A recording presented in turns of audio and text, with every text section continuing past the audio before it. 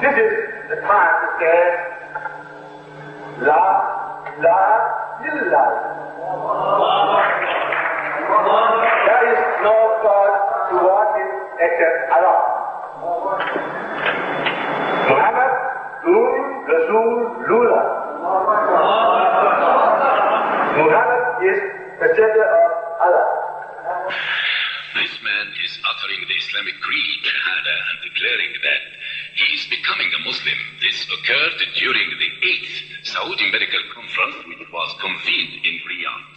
He is Professor Tejatat Tejasen, formerly head of the Department of Anatomy and Embryology at the University of Chiang Mai in Thailand, and he is now the Dean of the College of Medicine at that university.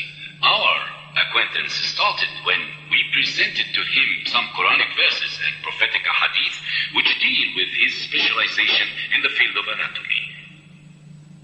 He commented that they also had in their Buddhist books very accurate descriptions of embryonic development stages. We told him that we were very anxious and interested to see those descriptions and learn about these books. He promised to give further details, and when he came back to King Abdulaziz University to examine students of medicine at outside examiner, we reminded him of the statement he made 1 year before, but he apologized and said that he, in fact, had made that statement without ascertaining the matter. However, when he checked the Buddhist books, he found that they contained nothing of relevance to the subject. Upon this, we presented to him a lecture written by Professor Keith Moore about the compatibility of modern embryology with what is contained in the Qur'an and the Sunnah, and we asked him if he knew of Professor Keith Moore. He replied that he knew him, of course, adding that Professor Moore was one of the most world-renowned scientists in that field. After studying this article, he was astonished. We asked him a question about the modern discoveries in dermatology. Yes, if the burn is deep, and the test try the receptor, we will know the perception for exactly. You will be interested to know that in this book, the Holy Book, the Qur'an, there was a reference 1400 years ago which refers to the moment of punishment of the unbelievers by the fire of hell, and it states that when the skin is destroyed, Allah makes another skin for them so that they perceive the punishment by fire, indicating knowledge about nerve endings in the skin. And the verse is, those who reject our signs, we shall soon cast into the fire. As often as their skins are roasted through, we shall change them for fresh skins, that they may taste the penalty. For God is exalted in power and wise. So, do you agree that this is a reference to the importance of the nerve endings in the skin in sensation 1400 years ago? Yes, I agree. This knowledge about sensation has known long before, because it's said that if something do something wrong, and then it's what punished by burning his skin, and then the Allah put the fresh skin cover him to make him know the test. The skin is the center of sensitivity to burns. Thus, if the skin is completely burned by fire, it loses its sensitivity. It is for this reason that Allah will punish the unbelievers by returning to them their skins, time after time, as Allah said in the Qur'an.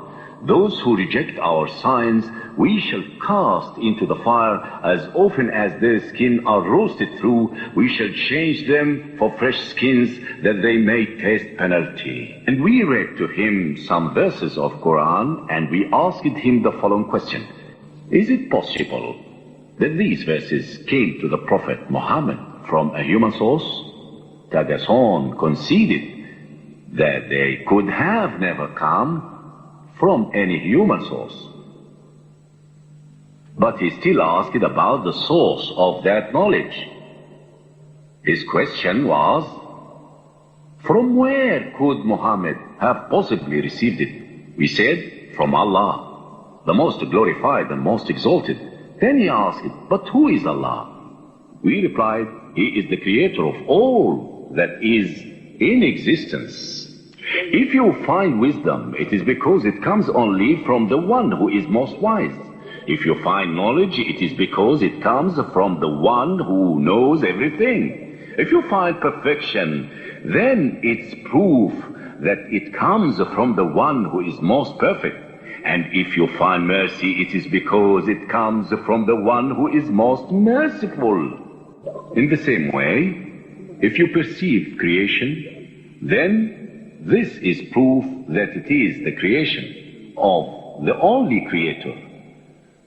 Professor Tejasen agreed with what we said and returned to his country, where he delivered several lectures about his new knowledge and discoveries.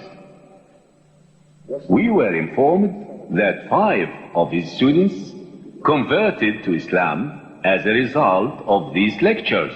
Then, at the 8th Saudi Medical Conference held in Riyadh, Professor Tejasen attended a series of lectures on medical science in the Qur'an and Sunnah. He spent 4 days with several scholars talking about this phenomenon, and at the end of the sessions he said, last year, I got Professor Keith Moore's lecture script from Keith.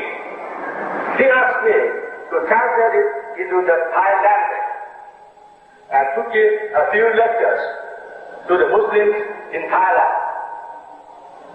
I have fulfilled his request, and you could see this in the video clip that I have given to Chief as a gift.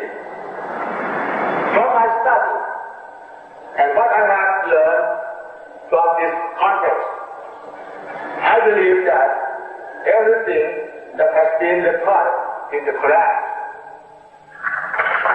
1400 years ago must be true.